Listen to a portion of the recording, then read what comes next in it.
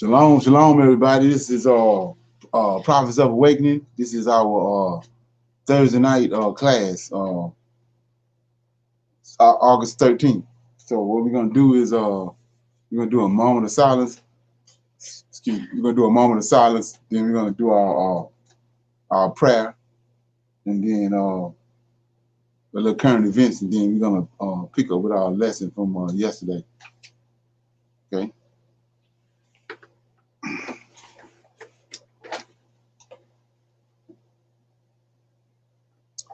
O Lord, righteousness and uprightness belongeth unto thee.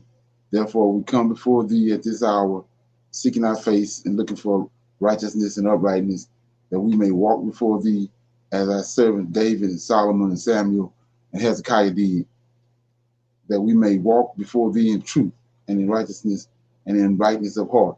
Give unto us, O Lord, an understanding heart, that we may discern between good and bad, for you possess the power to turn us, O Lord.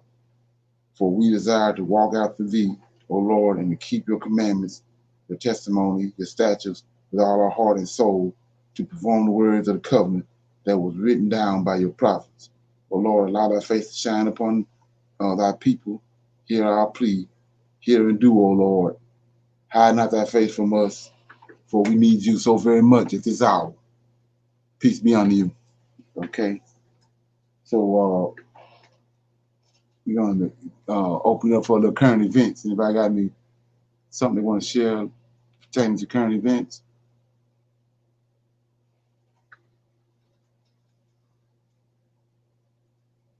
Okay. Well, first of all, I wanted to mention the fact that, Joe Biden and the call for a nationwide mask mandate.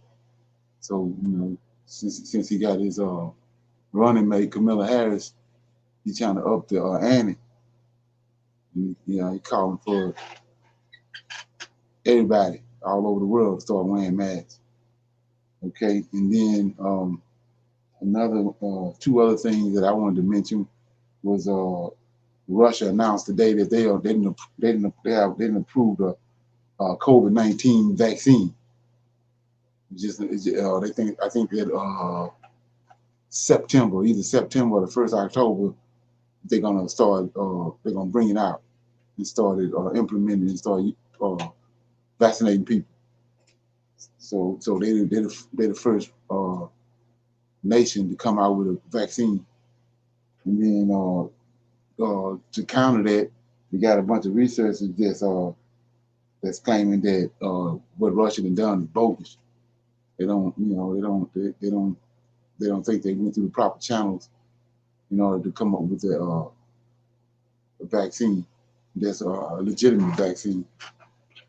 So that's what I saw this morning whenever when I was watching the news and I went on YouTube.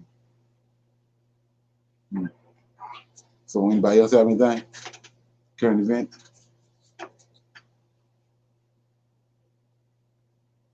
You got anybody else in the chat room or anybody else online? Yeah, no, I didn't see nothing. Nothing today. I just one thing I found out, which I mean, it's a big deal, but it's one of those things where at this point it really don't matter because don't nobody care. But Right, I was looking at Camilla Harris and how they're right, calling her African American right. or black, but both her parents are Indian. Her dad is Right. well, he's from Jamaica, but he's Indian, Okay. and her mom her dad met her when he came to the United States, but she's Indian from India. Right, right. They trying to skew the information by saying their daddy. I was just watching something this morning saying his daddy from Jamaica, but they not telling the whole story, saying that because when you look at him, you can see he got those features like those Indians. Right. They're trying to And make it so out he's like he's they're trying to make a fact.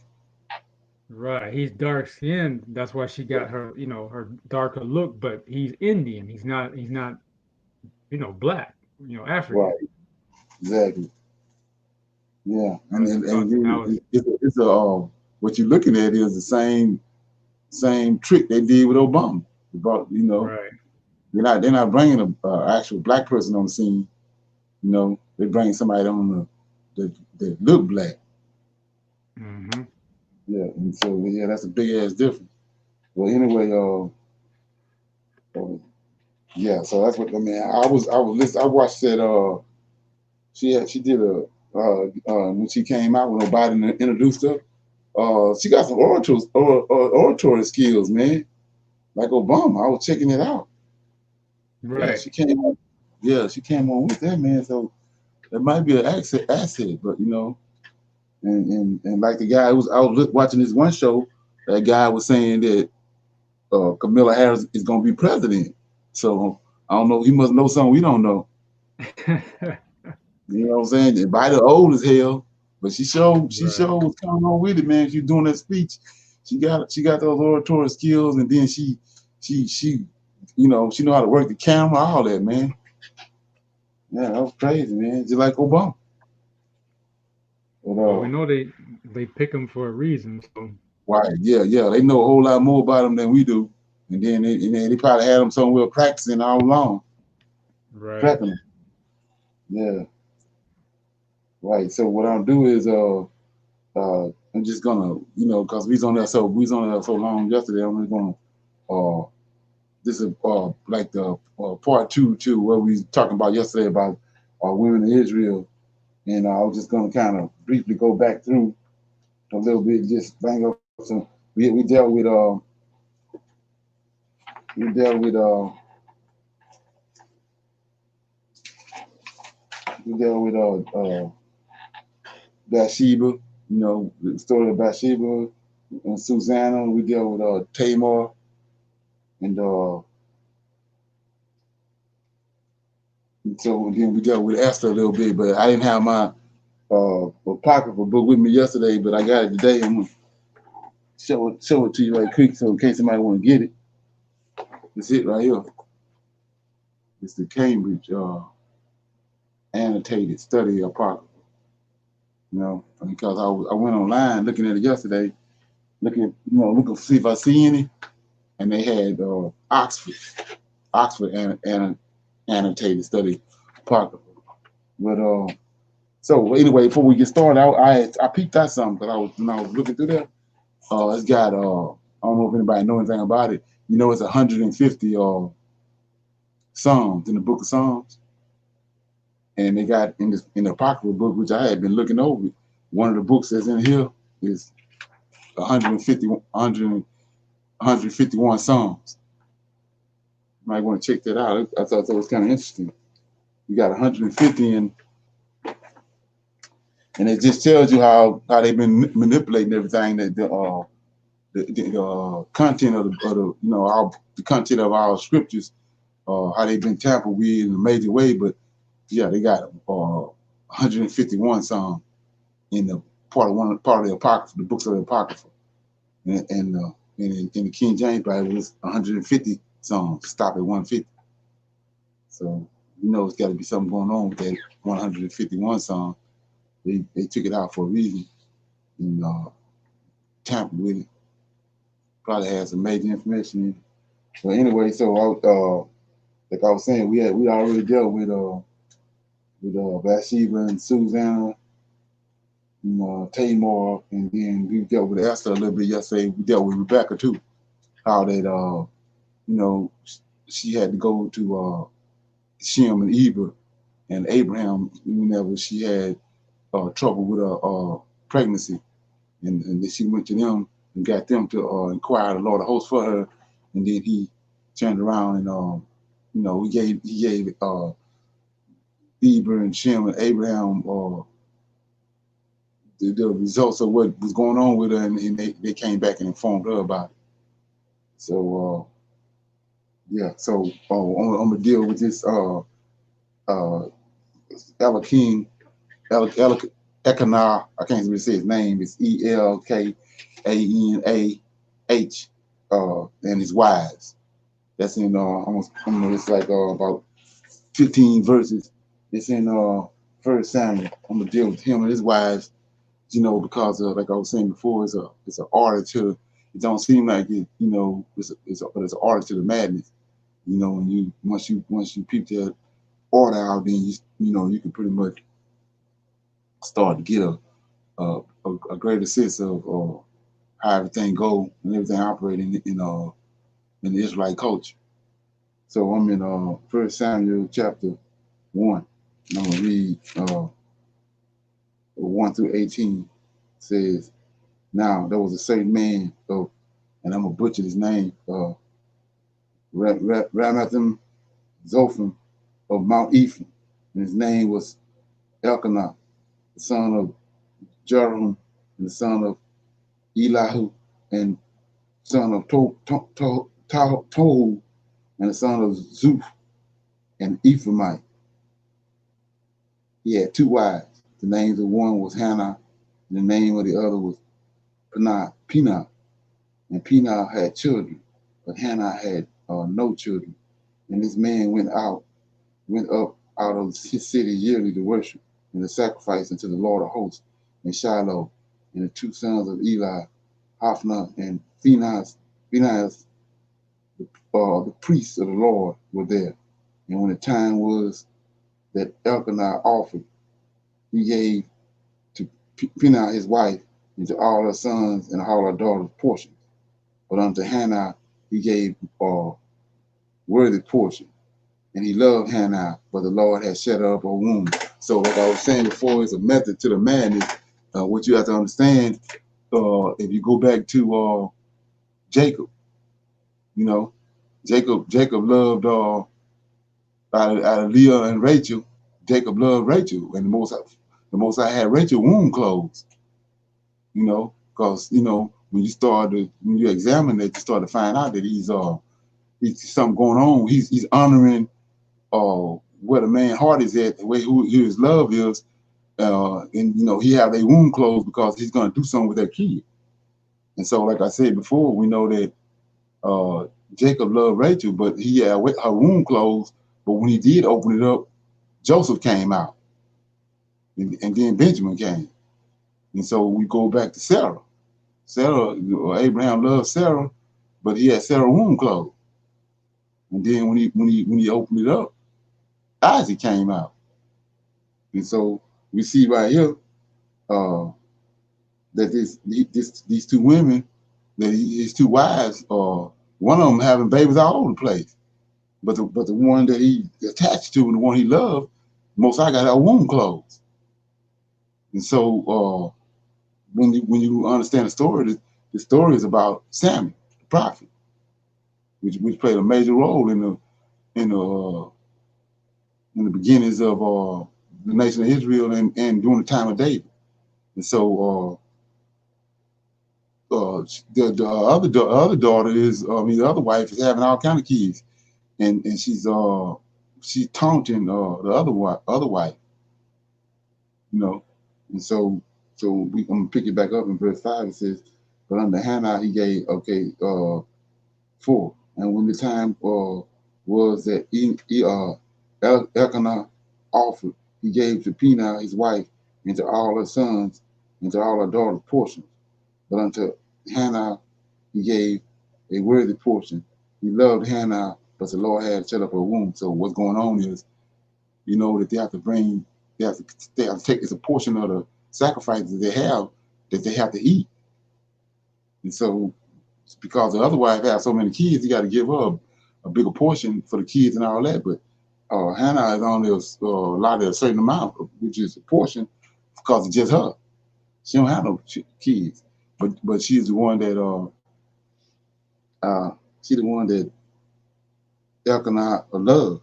And then 6 says, and her adversary also provoked her sore for to make her fret, because the Lord had shut up her womb. And as he had did so year by year, when she went up to the house of the Lord, so she provoked her. Therefore she wept and did not eat. So the reason you're probably saying, where did I get the fact that the other wife was taunting her? Well, right there in verse 7, it says 6, her adversary also provoked her.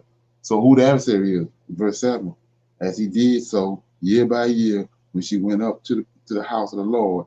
So she provoked her. She is a woman provoking her. It can't be nobody else but Elkanah, other wife, taunting. So it says, therefore she wept and did not eat.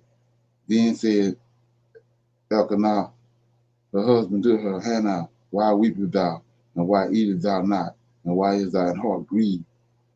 Am not I better to thee than 10 sons? And then it says 9. So Hannah rose up after they had eaten in Shiloh, and after they had drunk. Now Eli the priest sat upon the seat by the post of the temple of the Lord, and she was in bitterness of soul, and prayed unto the Lord, and wept sore. And she vowed a vow, and said, O Lord of hosts, if thou wilt indeed look on mine affliction of thy handmaiden, and remember me, and not forget thine handmaiden, but will give unto thy handmaiden a man child, then will I give unto him, unto the Lord, all the days of his life, and there shall no razor come upon his head. And it came to pass, as she continued praying before the Lord, that Eli marked her mouth. Now Hannah, she she spoke in her heart, only in her lips moved, but her voice was not heard. Therefore Eli thought that she had been drunken. And Eli said unto her, how long wilt thou be drunken? Put away the wine from thee. And Hannah answered and said, no, my Lord, I am I am a woman of sorrowful spirit, and I have drunk neither wine nor strong drink, but have poured out my soul before the Lord. It says, count not thine handmaiden for the daughter of Belial, for out of the abundance of my complaint and grief have I spoken hereto. Okay, so we see that she's praying to the Lord for a kid because of, she's being taunted by the other wife because she having kids all over the place. And this is a familiar story because same thing was going on with Sarah, to the point where Sarah had to get her handmaiden and give him to give her to Abraham for, and then when she had a child, then the lady started, or Hagar started handling her a different type of way, to the point where it escalated and she sent Hagar away. So it's no different than right here. But there's a couple of things I want to shine light on, and that was if you notice, it says in 14, Elkanah is Hannah's husband, right? But look what it says right here in 14. Eli, he's a priest, and his brother, they there, because when you go back to uh,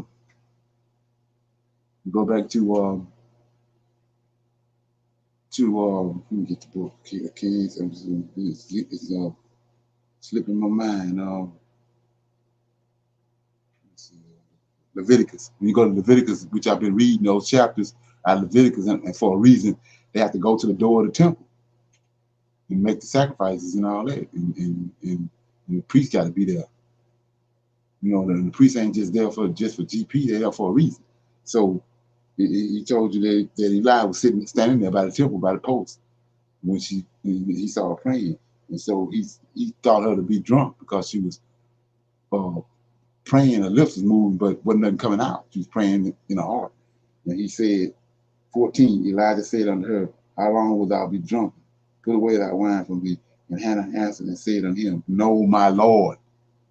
See, there go your order. If you want to know the order of things, so he ain't even got nothing to do with her, but because he's a man, she have to dress him like that as her Lord. And like I said before, you got to deal with that. You know what I mean? So it says, I am a woman of sorrowful spirit. I have drunk neither wine nor strong drink, but I have poured out my soul before the Lord. Count not thine handmaiden for a daughter of Belial. So let's look at that. Rachel and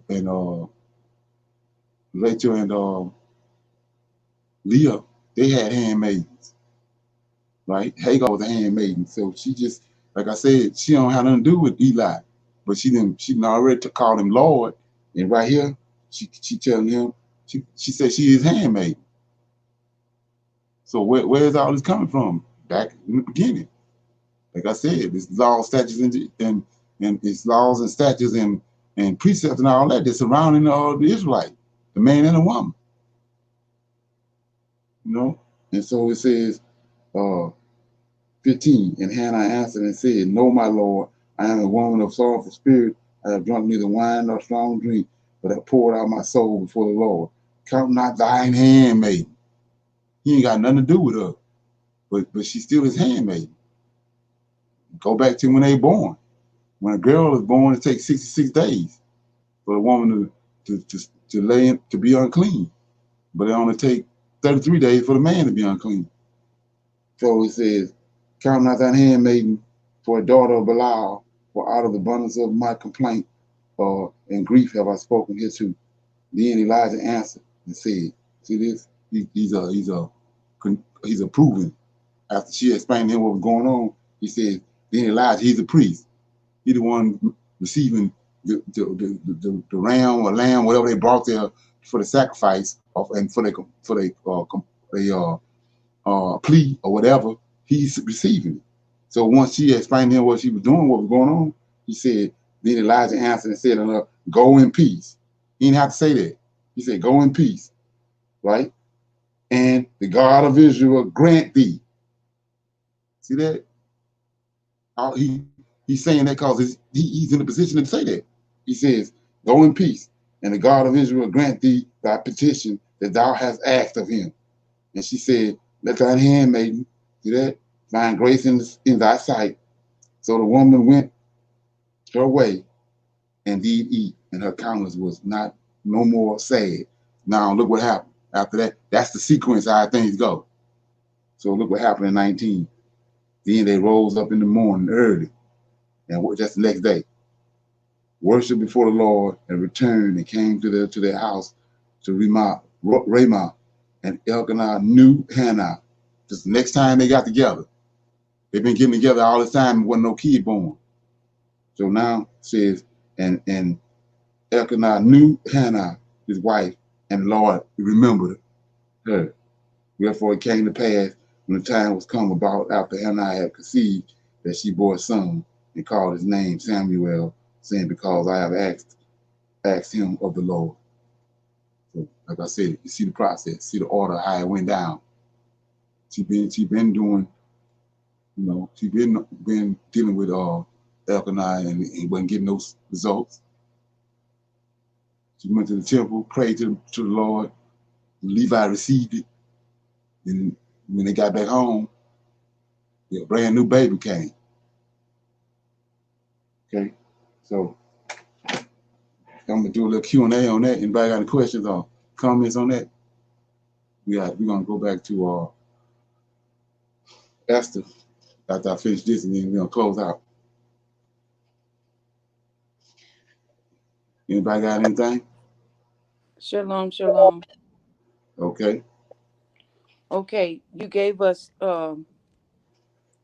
an order where you gave us additional information on the order in the nation of Israel when the the female needs to consult with her lord, her husband, or the the Levites, and when Okay. she prays, she's looking for a man to show up, a Levite to come and bring her what thus said the Lord. Right. And that's what happened when Hannah prayed and Eli was there. Eli gave her the word of the Lord concerning Okay. her petition. Okay. Um, what is the difference in a handmaiden and a wife? Well, if you go back to the 6-day man and the woman that nobody don't seem to know nothing about. Is they was servants, right? Righteous servants. And then he came and made Adam. Adam is a man and his descendants that rule the planet. But he made a male and a female on the 6th day. they subject to the man he created that he formed on the 8th day. So you say, what are you talking about? Well, when you go to Rachel and Leah, you go to Rachel and Leah, both of them had a handmaid. Mm-hmm. Each Bela and whatever the other one named Zephaniah or whatever, but they both had handmaidens. And so go to Haggai. Haggai was an Egyptian. Haggai was an Egyptian, Mm-hmm. which is out of the 6-day people. Okay. And she was given to Sarah for a handmaid. Mm-hmm. And Rachel and Leah, they mistresses. Sarah was a mistress. That's what Abraham told her. When if you got a problem with she done had a kid now, she's fronting and stunting on you now that she done had Ishmael, then you the mistress, deal with her. Cause Amalek gave Hagar to Sarah. You know, so it's an option being that she falls under Sarah. Then if Sarah if Abraham go into Sarah, then it's the same as if, you know, from a spiritual level, the same as you know, he going into Sarah. Because all the kids that she gonna have belong to Sarah, because she's Sarah's handmaid. Okay. Are these handmaidens Israelite women, Hebrew Israelite women? Nah, they 6-day people, Hamites. Okay. So you had mentioned the closing of the womb of these women. It seems to be a pattern here. Uh, Sarah's womb was closed, and when the Lord of hosts opened it, she gave birth to Isaac. Okay. When Rachel's womb was closed, then she gave birth to Joseph. Is that right? Right. That's the most high honoring the man and honoring who is heart, where his heart at. Okay. So were any significant leaders or priests in the nation of Israel born from any of those handmaidens? They there was never any. Okay. Um, Samuel, Isaac, Joseph, who are significant men in the history of our lineage, none of them were from the womb of a handmaiden. They were from the womb of Hebrew Israelite women. Is that right? Yeah. Like I said, it's got to do with, you know, it's according to where you at when you with your studying and all that, and so like I said on the line, there's certain things that's not being said or conveyed at a certain time because of where certain people are at. But when you look at David, like I said, David came about from Boaz Boaz took up a seed from he became, I think it's Ruth Right. or name, yeah, Ruth. Ruth. Uh-huh. Boaz became a kinsman redeemer to Ruth. That's how you got Jesse. And then Jesse was David's father. Right. Okay, I understand that. Okay. Also, right here in the same book, right here, is in this chapter 1, it says, verse 1. Now there was a certain man of Remah Zephaniah of the Mount Ephraim, and his name was Elkanah, son of Elkanah. Mhm. he's an Ephraimite. That's what Jesse was. Right. He's from So yeah. Ephraimite. So they're Ephraimites. But a lot of people look over that. But anyway, so that's what that is. Okay. Do you think what is your understanding of these Hebrew Israelite women being barren until till it was time for a significant uh person in the plan of the Lord of hosts to come about? Why do you think they needed to be barren before before the birth of these men that would become significant in our nation, in the nation of Israel? It's the book of life.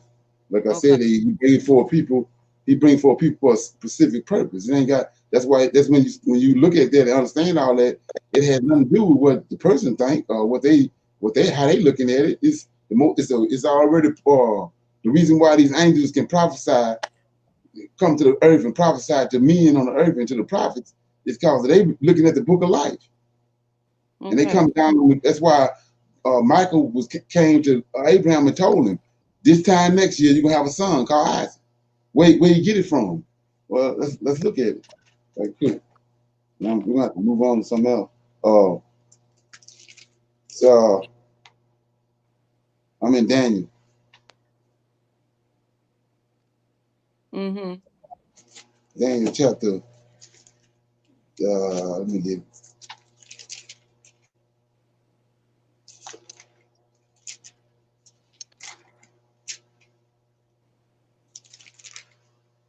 Daniel chapter 10, starting at verse 21. Verse 20. Then this Gabriel had came to Daniel. He explained to him. He said, "Then said he, knowest thou not wherefore I come unto thee? And now when I return to fight with the prince of Persia, and when I have gone forth, lo, the prince of Greece shall come." He can tell him that because he looked at the book of life. 21 said, "But I will show thee that which is noted in the scriptures of truth." That's the book of life. Right. And then he tell you what else going on with it. And there is none that holdeth with me, that's looking on this book, in these things, but Michael, your prince. It's him, and Michael. Okay. So just for GP, for the people out there, they say it's a woman, and she wisdom. He just told you ain't nothing but Gabriel and him looking on the book. Right. So how can somebody have wisdom and but they ain't not able to look on this book? They can't have no wisdom if they ain't looking on this book. So whoever got the wisdom, it's got to be one of these angels that's looking on this book. Mm-hmm. So just for GP. Anyway, so all right. Yeah, anybody got anything else on what I just read about Elkanah and his wives? And I was showing the order. Okay. Well, when you look at that as far as the rank and all that, from my observation and looking at the scriptures, it's got to do with the man, his love for the the one because you have to understand that like in these last days, you got people that they have an overwhelming zeal for the scriptures. Well, they ain't just get that from nowhere. The Most High gives them that zeal. So it's the same thing with love. You don't just get love. Most High, he's orchestrating all that. So we know the story of how Jacob, when he met Rachel, how he fell in love with her. The Most High done that. So he's honoring that. So Rachel is the one he's dealing with because that's what Joseph and Benjamin came from. So when you start talking about rank, it's got to do with where the man's feelings at, where his heart at, as far as which one of those women that he's more fond of. And we see the same thing with what happened with Sarah. And then we read yesterday in the book of Nathan how that David started marrying all these other women, trying to curb his love and desires for Bathsheba, and then eventually he had to deal with it. And then we know the Most High honored that because the son, he had a bunch of sons, but the one that he put on the throne was the one that came from Bathsheba, which was Solomon, and that's the one Solomon loved. Yeah.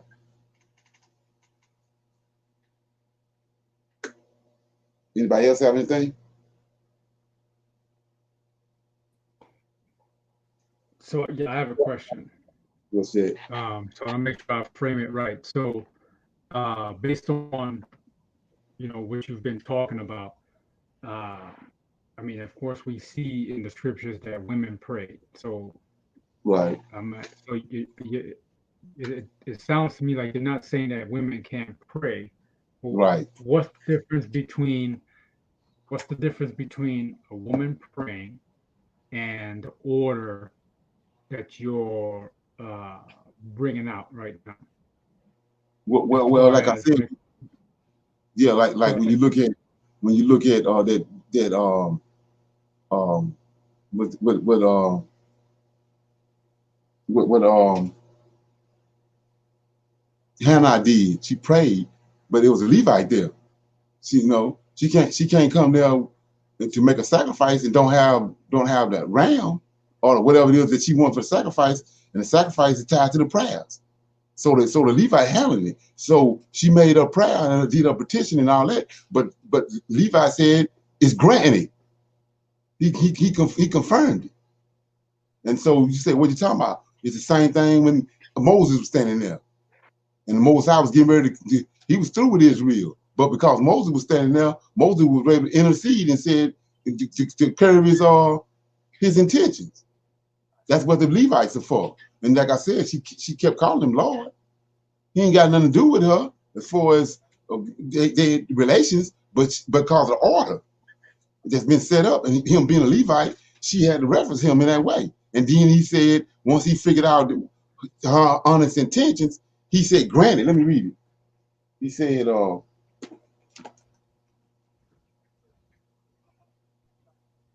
wait a minute, First Samuel, or he says,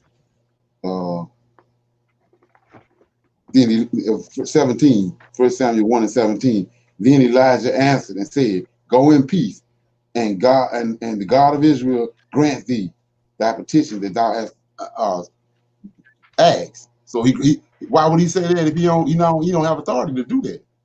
He said, granted, it's granted, right? And then so the same thing I just read with the angel, where we told Michael came to Abraham.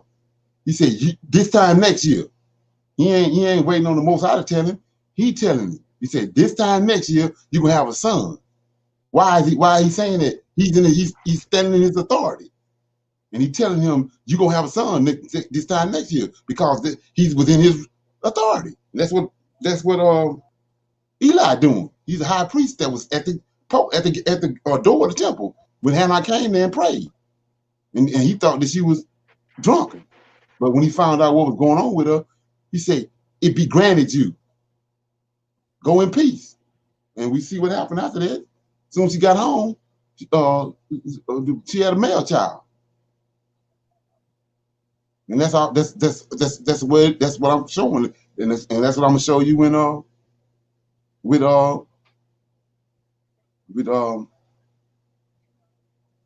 Esther. With Esther, it's not really complicated, but when the scriptures tell you about waxing strong, is one precept after another one class after that, one story after story, then all this stuff start coming together. But the foundation got to be laid first. You might read something and it don't make no understanding, but 6 months later, then it all come together because the foundation been connected. Okay, so the bulk of what you're talking about right now is really for where we're going, not so much the condition of where we at right now. Right. So it's precept. I'm stacking precepts on top of precepts to see you the order and see how. And so when you know the order, then you can see what's going on in the scriptures that you couldn't see before because you didn't have all the dots. I wasn't all connected. So yeah. Okay. So there's another question in the chat. Okay, go ahead.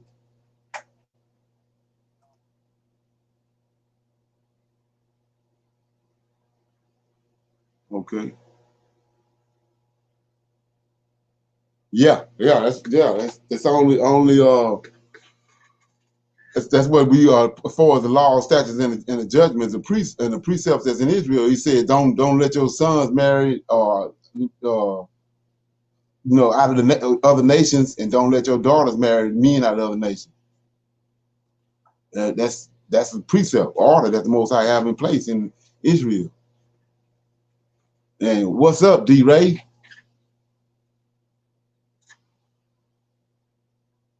Anybody else?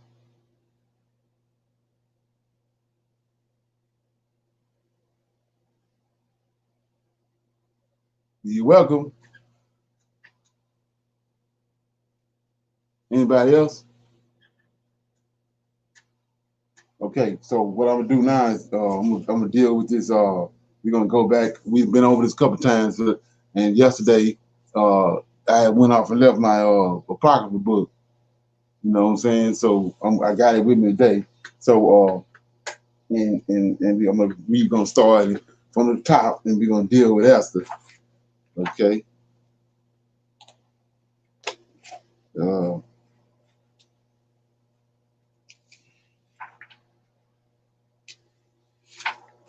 And what I'm gonna do is, we'll go all the way from the top. So we're gonna start. Like I said, once you understand how everything go, we was talking Saturday about the pineal gland. You know what I mean? And I don't know if everybody understand that, but the pineal gland is up here in your head, and it's like I said, it's bioluminescent. It's a portal, just like you got a portal at Bethel, with the angels coming up and down. It's a portal in the brain, and that's how these men having these dreams and visions. When the Most High sent an angel to send a dream to the man, he come and deal with him through the pineal gland. So we know that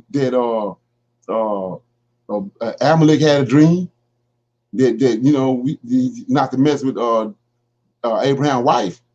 We know that Pharaoh had a dream. We know that Nebuchadnezzar had a dream. They having these dreams because that's how the Most High dealing with them. So to get the gist of this story with Esther, we're gonna go back to the beginning, and it says that Mordecai had a dream, and I was telling you how that this the book of Mordecai. It's not the book of Esther. Esther not the focus. So it says, in the second year of the reign of Ahasuerus the Great, on the first day of Nisan, Mordecai, see this, son of Jair, son of Shimei, son of Cush, of the tribe of Benjamin, had a dream. He was a Jew, an Israelite, living in the city of Susan, a great man, serving in the court of the king. He was one of the captives whom King Nebuchadnezzar of Babylon had brought from Jerusalem with King Jehoiakim of Judah. So we had a previous conversation. I was telling you about what people don't know is the Most High had a covenant with David, and we know that those vessels that Nebuchadnezzar took out of Babylon, he brought the king along with him because the king and the vessels go together.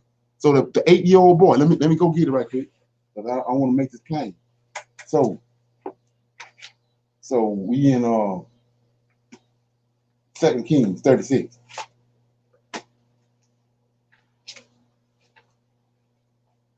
Whoa, let me get this right quick.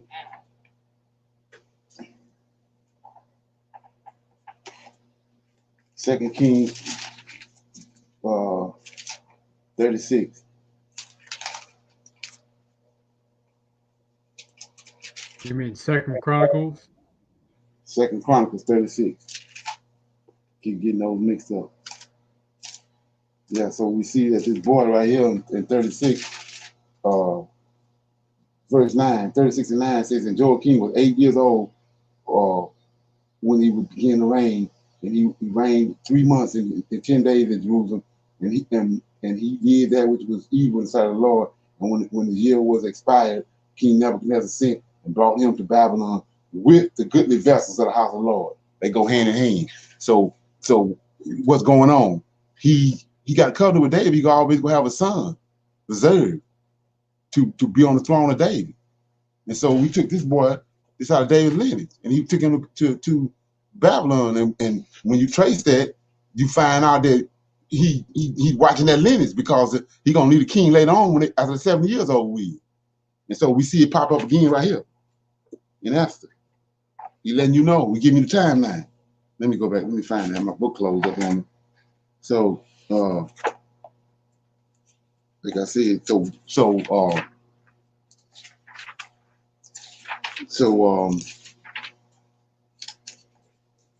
Mordecai had a vision, okay, and then it says he was one of the captives when King Nebuchadnezzar of Babylon had brought from Jerusalem with King Jehoiakim of Judah, and this was a dream: noises and confusion, thunder and earthquakes, tumults on the earth. Then 2 great dragons came forward, both ready to fight, and they roared terribly. as they're roaring, each nation prepared for war to fight against the righteous nation. It was a day of darkness and gloom, a tribulation and distress, affliction, and great tumult on the earth. And the whole righteous nation was troubled. They feared the evil that threatened them and were ready to perish. Then they cried out to God, and at their outcry, as though from a tiny stream, there came a great river with abundant water.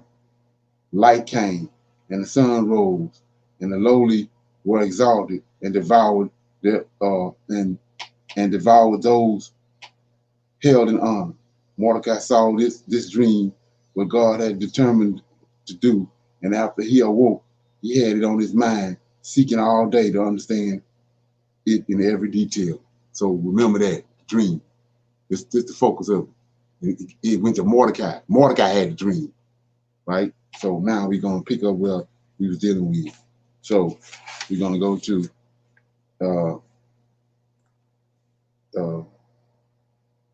so now we know the story.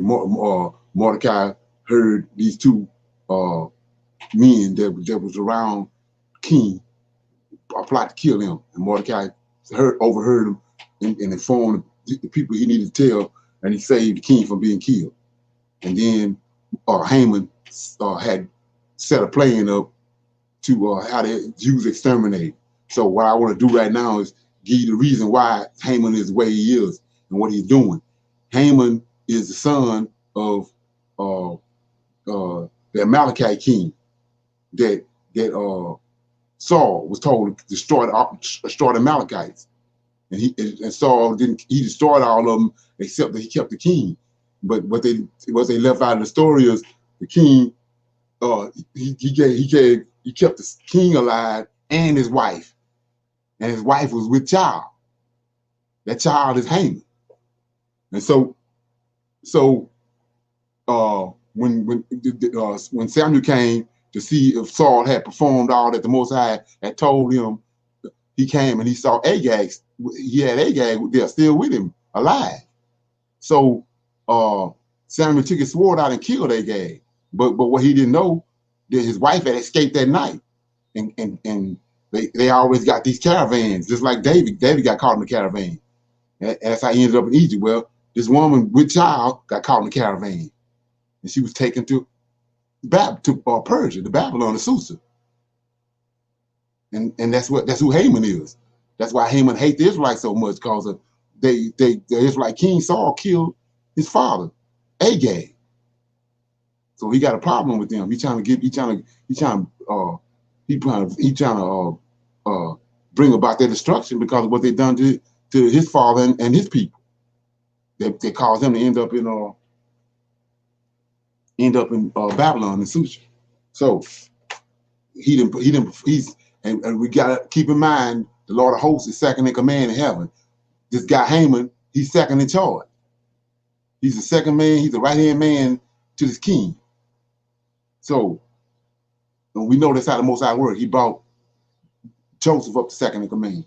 So we in chapter 4 of Esther, and Haman then already sent an order out for to have all the Jews exterminated, and he got Artaxerxes, the king,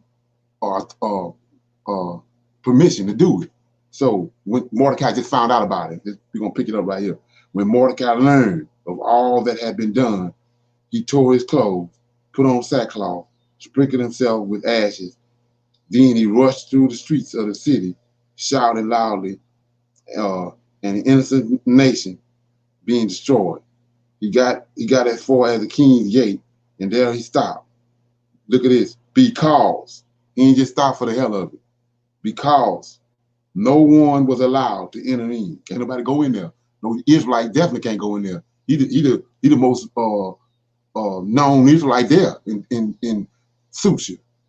So he can't go in there. He says, because no one was allowed to enter into the courtyard, clothed in sackcloth and ashes. And in every province where the king's proclamation had been posted, there was a loud cry of mourning and lamentation among the Jews.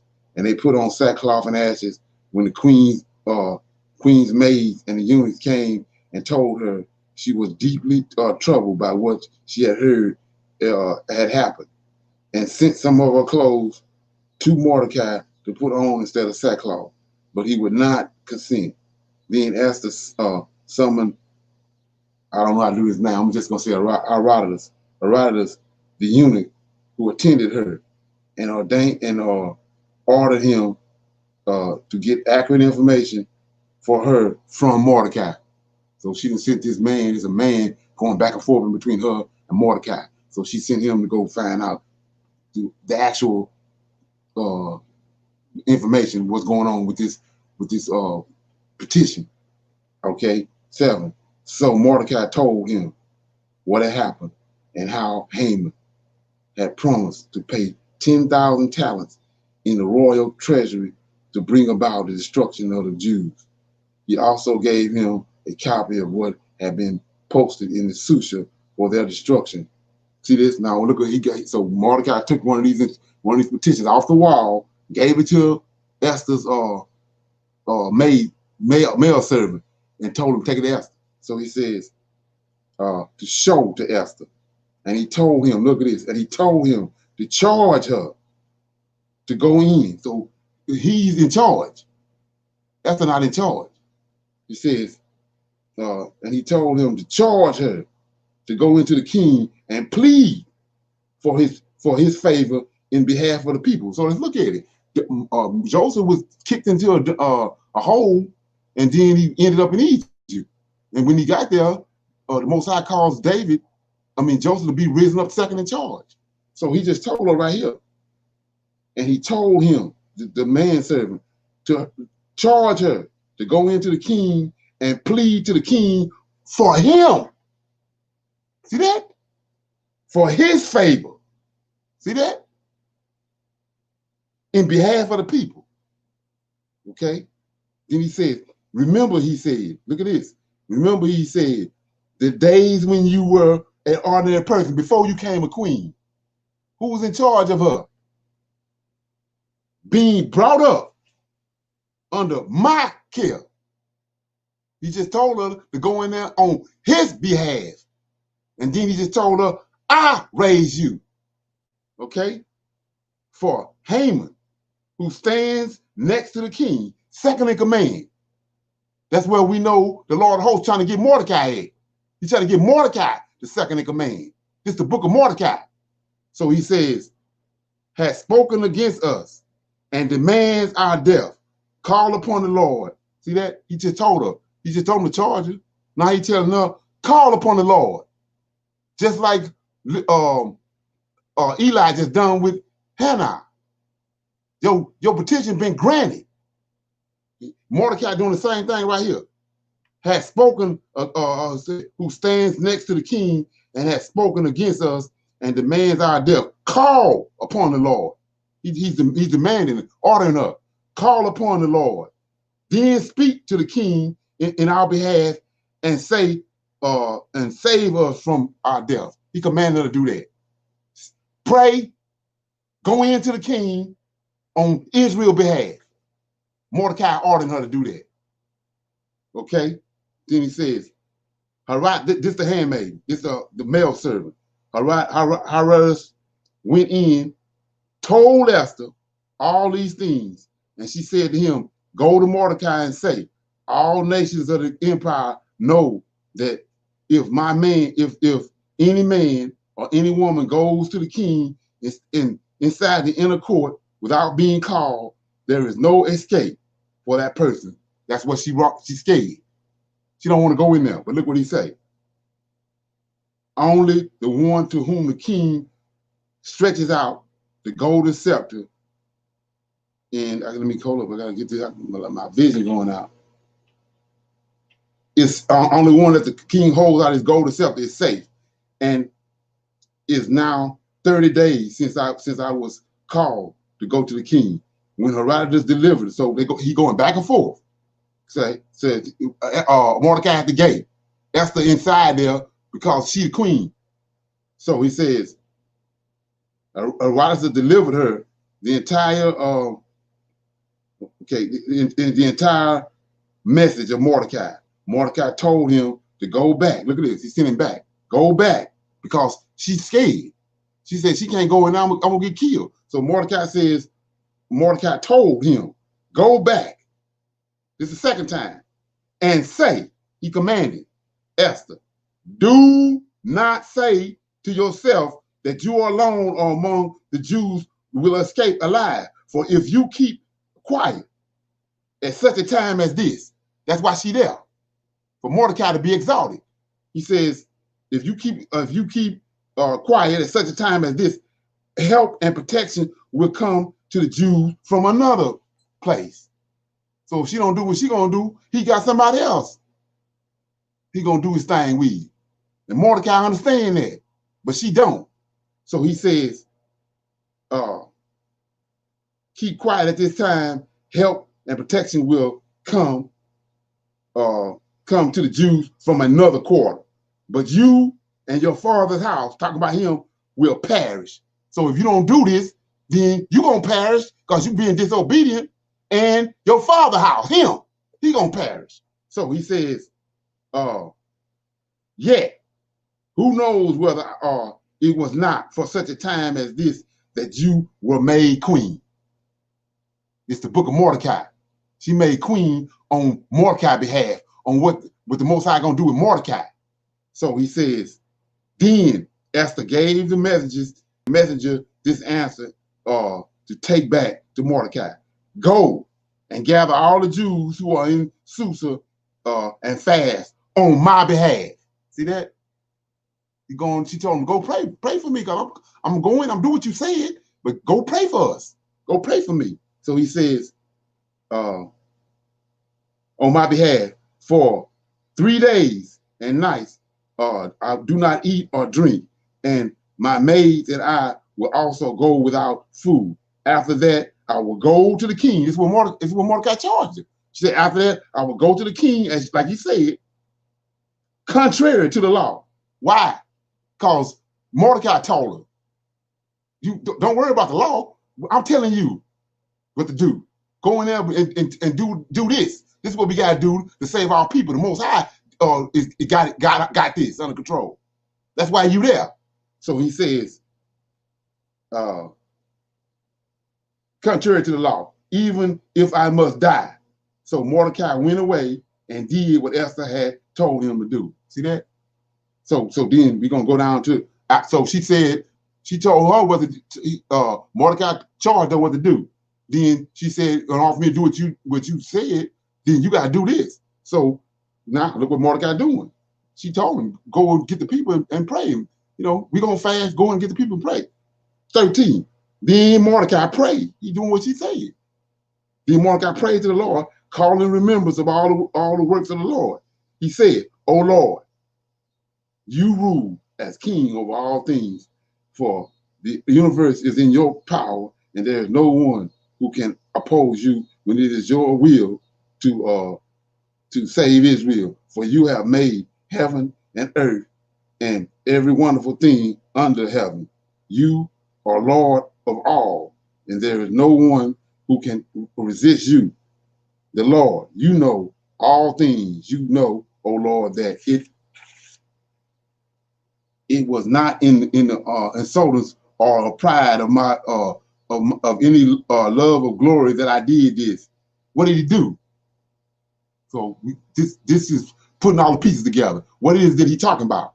What are you talking about? So he says, and says that I did this. I refused to bow down to this proud man Haman, because Haman second in charge, and Haman was out there on his horse, and he came up to Mordecai, and it had been told that everybody had to bow down to Mordecai. Bow down to Haman. Mordecai know he can't do that, because he know who his Lord is. So he said he refused to bow down to him. That's what brought all this about. For I would have been willing to kiss the soles of his feet to save Israel, but I did this so that I might not set human glory above the glory of the Lord. He's dealing with the precepts and the ordinances and the judgments that the Most High gave him as a people. So he says, for I would not have been willing to kiss his feet, kiss the soles of his feet to save Israel, but I did this that I might not set human glory above the glory of God, and I would not bow down to anyone but you and all who are my Lord. See that? And I will not do these things in pride. And now, O Lord God and King, God of Abraham, spare your people, for the eyes of our foes are upon us and annihilate us, and they desire to destroy the inheritance that has been yours from the beginning. So we see Mordecai charged Esther, and Esther told him, I'm gonna do what you said. Then Esther told him, in order for me to do this, this is what you gotta do. Well, he charging the Lord of hosts right here. He says, and they did, okay, says, and now, O Lord, God and King. He can do that. O Lord, God and King, God of Abraham, spare your people, for the eyes of our foes are upon us to annihilate us. Now look what he tells him. And they desire to destroy the inheritance that has been yours from the beginning. Do not neglect your portion, which you redeemed for yourself out of the land of Egypt. Hear my prayer. See that? And have mercy upon your inheritance. Turn our mourning into fasting, into feasting, and that we may live and sing and praise to your name, O Lord. Do not destroy the lips of those who praise you. And all Israel cried out mightily, for their death was before their eyes. So to connect the dots, I'm gonna keep going forward. Did he not do that? He delivered them. Everything Mordecai charged him, he delivered them. He killed Haman, killed Haman's sons, and turned to mourning and distress and fear into joy. Okay, so now Esther prayed. Then Queen Esther, seized with deadly anxiety. See that? She seized with deadly anxiety because she's scared to go in there. And she wouldn't have went in there if Mordecai hadn't charged her. Why was Mordecai able to charge her? He raised her. And everything she's finna say right here, Mordecai told her how to say it. He says, being Queen Esther, seized with deadly anxiety, fled to the Lord. She took off her splendid apparel and put on a garment of distress and mourning, and instead of costly perfumes, she covered her head with ashes and dung, and she utterly humbled her body. Every part that she loved to adorn, she covered with her tangled hair. She prayed to the Lord God of Israel and said, "O Lord, you are our King. Help me, who am alone and have no helper but you." She alone because Mordecai can't get to her. He can't go inside where she at. He can only come to the gate. Okay, and that's why they got the maidservant going back and forth. So he says he can't even go in there before Mordecai. I mean before Aarys. She don't want to go in there because she's the queen. And he told her, "Is it that you was put here right now on my behalf for just time like this?" Okay, so he says, "Oh my Lord, you only are our King. Help me, who am alone and have no helper but you. For my danger is in my hands. Ever since I was born, I have heard in the tribe of my family, that's the Benjamites, that you, O Lord, took Israel out of all nations and our ancestors from among their forebears, and an everlasting inheritance that you did for them, all that you promised. And now we have sinned before you, and you have handed us over to our enemies because we glorified their gods. You are righteous, O Lord, and now they are not satisfied that we are in bitter slavery, but they have coveted with their idols to abolish what your mouth has ordained, and to destroy your inheritance, to stop the mouths of those who praise you, and to quench your altar and the glory of your house, to open the mouths of the nations and the praise of the vain idols, and to magnify forever immortal King. O Lord, do not surrender your scepter to what has no being, which is an idol. Do not let them laugh at our downfall, but turn their plan against them and make an example of him who began this against us. Remember, O Lord, make yourself known to us at this time of our affliction, and give me courage, O King of gods and master of all, dominions. Put eloquent speech in my mouth before the lion, and turn his heart to to hate the man who is fighting against us, so that there'll be an end to him and those who agree with him. But save us by your hands and help me, who am alone and have no helper but you. O Lord, you have knowledge of all things, and you know that I hate the splendor of the wicked and adore the bed of the uncircumcised and any alien. Why? Why she saying all this? Mordecai taught her all that. Not to cherish those things, not to deal with heathens and foreign men. So, and the only reason she there was they came and chose her. A decree went out to go find all the beautiful women in the land. But she reminded him right here that she says, so that there may be an end to him and those who agree with him, but save us by your hand and help me, who am alone and have no helper but you. O Lord, you have knowledge of all things, and you know that I hate the splendor of the wicked and abhor the bed of the uncircumcised and of any alien. Mordecai taught her this. You know my necessity, that I abhor the signs of my proud position, which is upon my head, the crown she talking about, on the days when I appear to the public. I abhor it. It's like filthy rags, and I do not wear it on the days when I am at leisure. And your servant has not eaten of Haman's table. Who taught all this? It ain't just falling in her lap.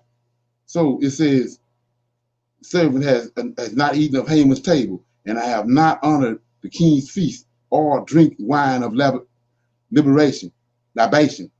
Your servant has had no joy since the day that I was brought here until now, except you, O Lord God of Abraham. O God, might is over all. Might is over all. Hear the voice of the despairing, and save us from the hands of our evildoers, and save me from my fear. Right? So now we go to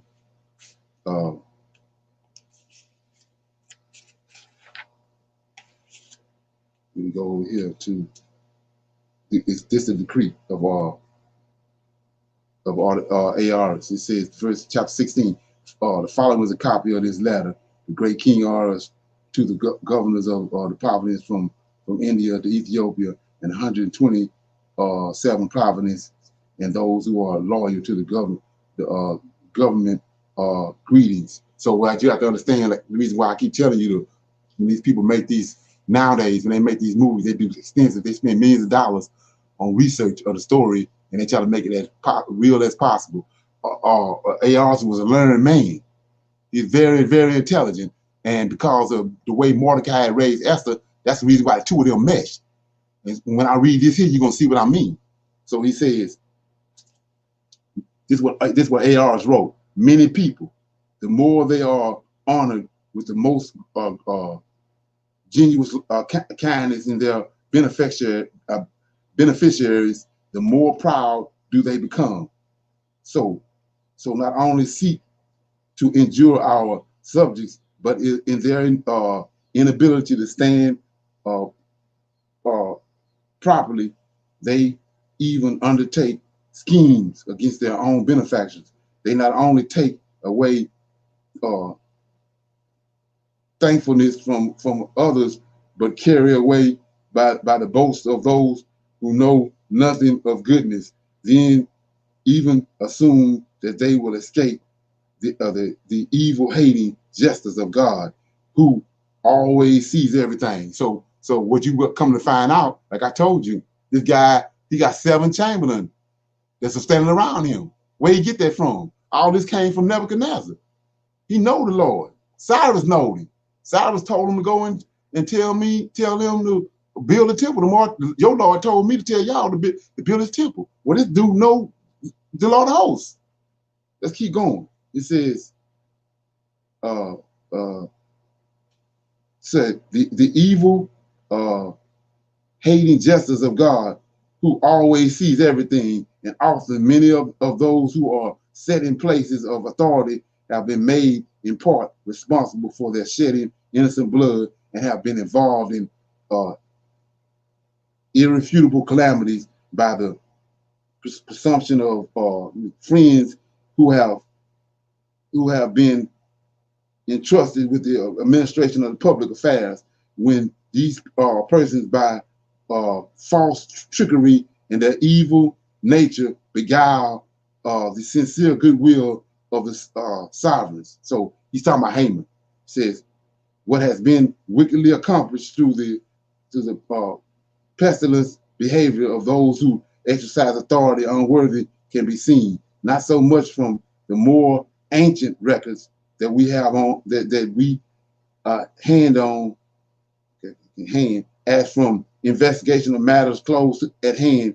In this in the future, we will take care of and render our kingdom quiet and peaceable for all by changing our methods and always judging what comes before our eyes with more equitable consideration. For Haman, son of Hammedatha, a Macedonian, let me get it right, readily an alien to the Persian blood, so he's not of the Persian people, and quiet, devoid of kindness, having become our guest, enjoyed so fully the goodwill that we have for every nation that he was called our father and was continuously bowed down to by all the persons second to the royal throne. So he's second to the royal throne.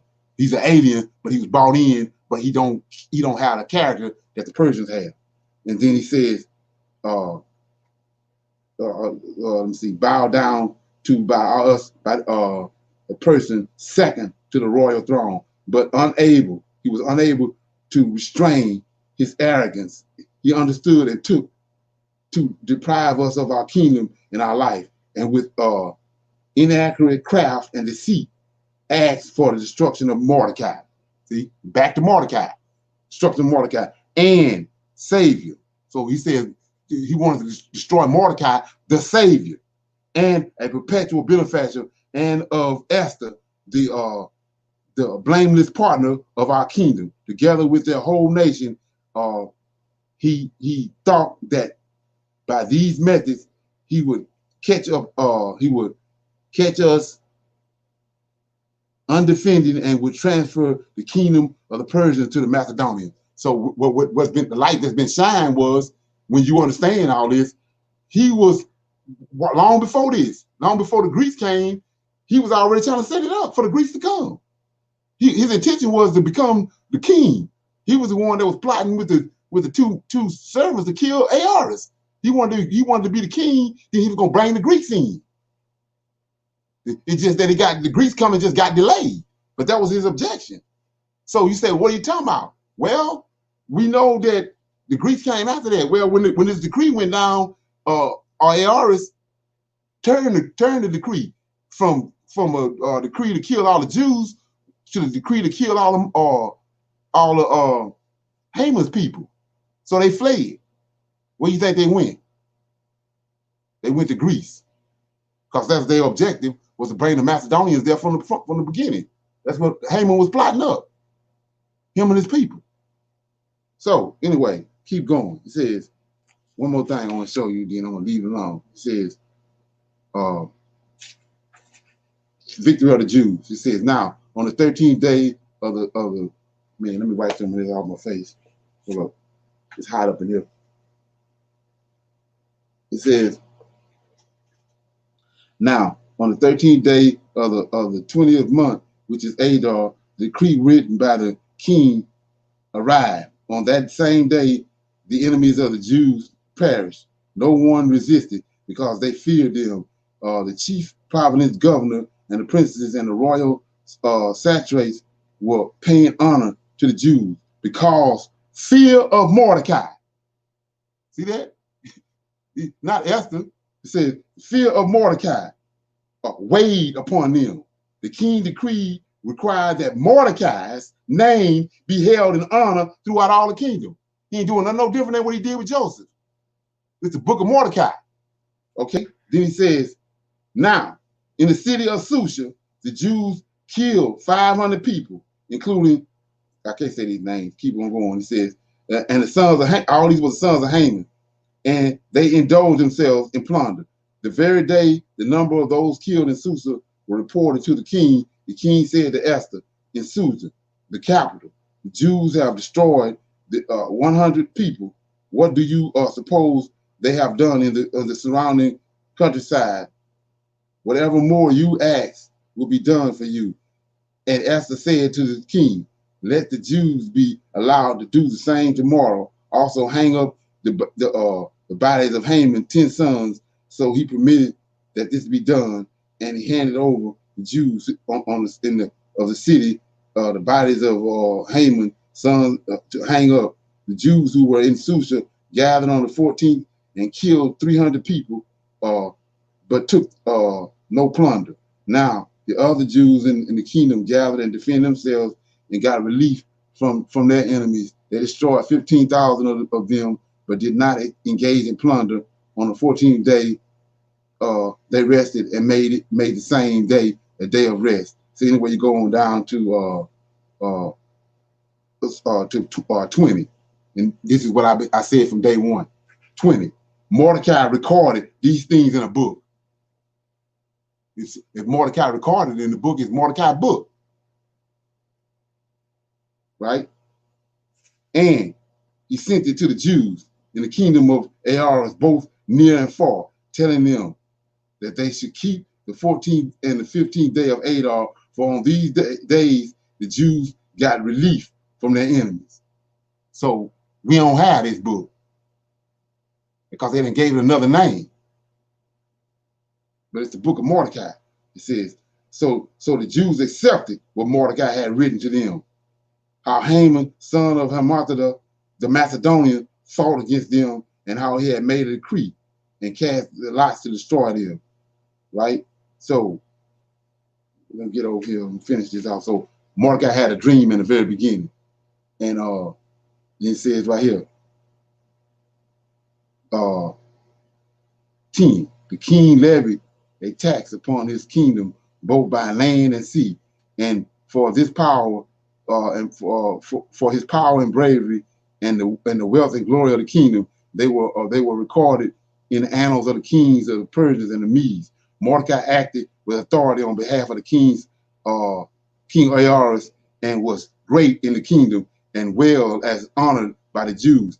His way of life was such as to make him beloved to his nation. And Mordecai said, these things have come from God. Look at this, for I remember the dream. Now he's gonna tell you, he's gonna break it down. He says, for I remember the dream that I had concerning these matters. We read that at the beginning, and none of them had failed to be fulfilled. There was a little spring that became a river, and there was a light and a sun and abundance of water, and the river is Esther. Come on. When the king married and made queen, who the king married and made queen, the two dragons are Haman and myself. The nations are those that gather to destroy the name of the Jews. And my nation, this is that is Israel, who cried out to the Lord and was saved. The Lord has saved his people. The Lord has rescued us from all these evils. God has done great signs and wonders that have never proposed. He made two lots, one for the people of God and one for the nation. And these two lots came to the hour and moment and day of decision before God and among all nations. And God remembered the people and vindicated his inheritance. So they were observed these days in the month of Adar, and on the 14th day of the month of this month, with the assembly and the joy and gladness before God for generation to generation forever. In the 4th year of the reign, yeah, so there it is. So Mordecai explained to you the dream he had in the very beginning and the purpose of it, and what everything symbolized in the beginning. So Esther was the little stream that he used. And like I said, it's the book of Mordecai. So I'm going to close that and open up for questions and comments.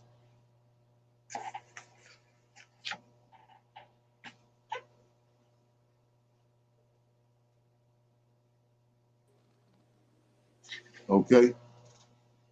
Shalom, shalom. Okay. You know, we see that the Lord of hosts, used Esther. You know, when it says in the book of Genesis that the Lord gave the man a helpmeet. Right. She's also, my understanding from listening to you teach, she is a helpmeet for the Hebrew Israelite man, but also a helpmeet, you know, for the plans of the Lord of hosts. Right. In his nation. Right. And it's all the order gonna always be there. You got, you know, what these people have done to us. They stick Lord up there, but you got to be able to read it and understand what Lord, because you got Lord of hosts that's over all the angels and over mankind. Then you got the man that's Lord over the woman. Right. Then you got the king David. We just saw he's Lord, a little L. So you can't just stick Lord up there, and then you got to know what Lord you're dealing with. Because it's order to it. And so we see right here, it's no way Esther can be over Mordecai. Mordecai, we see Mordecai charging her all through the situation, and then he's not so like I said, a righteous man. A righteous is like he's not so arrogant to the point where he's not participating in what's had to be done to get the Most High job done. Right. So you telling her what to do and charging her, but at the same time, it's something he got to do. Then he go and do it to make it happen. Right, like when he stood strong and didn't bow to Haman, that was big. That was big because everybody was bowing to Haman. But I wanted to say this: if you know, in our leisure time, when we go back and read the whole story, we'll see that when they came and collected Esther to go to the palace, he told her, "Don't tell them your name." Mordecai was giving her directions even before she got there. Right. Exactly. Yeah. So like I was saying before, it mean if it was me, I would you know, they've this an older version of the Apocrypha than what the other books is, because they, it was no need to do and to revive it or do anything because the Israelites wasn't waking up. But now that the Israelites waking up, they trying to alter all that. So like I said, you get the opportunity. It's saying it's like $4. You know what I'm saying? It's good to have it in Cambridge. It's good to have it in your library. But anyway, so like I said, anybody else got anything? Comments? Okay. Thank you. All right. Anybody else have comments? Okay. So well, I was gonna say that we like I said before, when I first got into this thing, I was dealing with by myself. And I was getting revelations, Most High gave me revelation, and they didn't make any sense. But I ain't had nobody to talk to, so I just dealt with it. But it came a time like now where I'm at now, and I understand the significance of being able to commune with some like-minded people, with people that have zeal like you have, and so that's something that you can't take for granted. And so I'm constantly trying to find ways to it's not that many of us on Prophets of Awakening, but you have to take out the time to make sure that everything is kosher with what's going on, and I try not to have too much time pass between us coming together and congregating.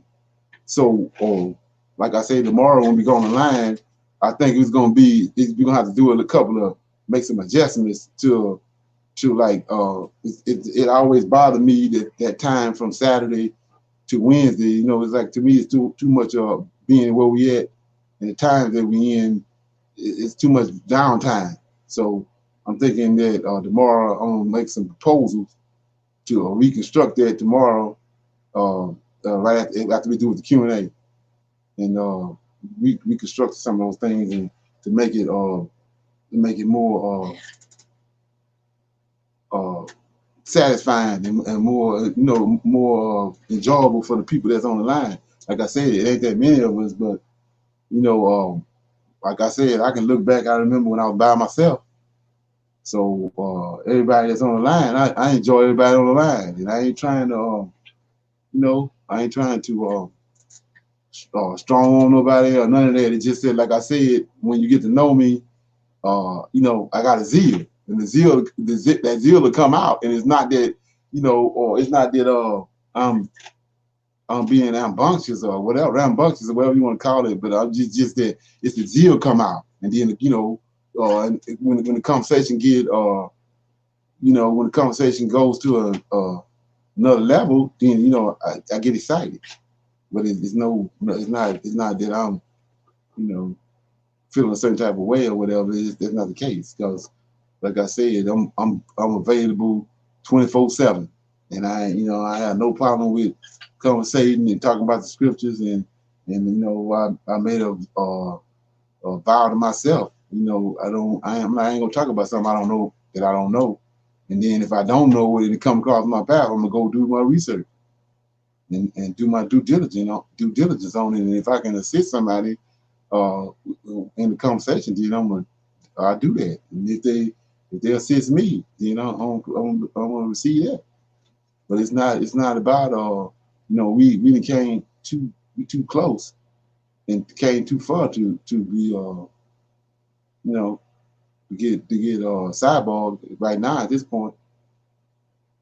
Man, yeah. So like I said before, I'm non-void. I have no problems with nobody, nothing. I'm about dealing with the scriptures. That's it. And I enjoy doing it. So like I said, I'm non-void. If you sensing something else, go back and look at it again, because I'm non-void. I'm non-void. Okay. Yeah. With that, anybody got anything or comments before we get off the line? And like I say, I love everybody.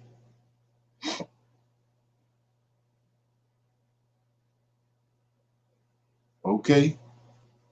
All right, D-Ray.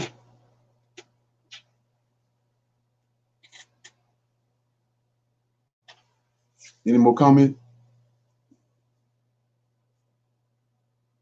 Yeah, we're gonna make a couple of slight adjustments tomorrow, and then we let it ferment, and then when we come on Saturday, we get some feedback from there. Yeah, there's no more comments. Okay. So yeah, so we're gonna pick it up tomorrow. All right. So shalom and another shalom.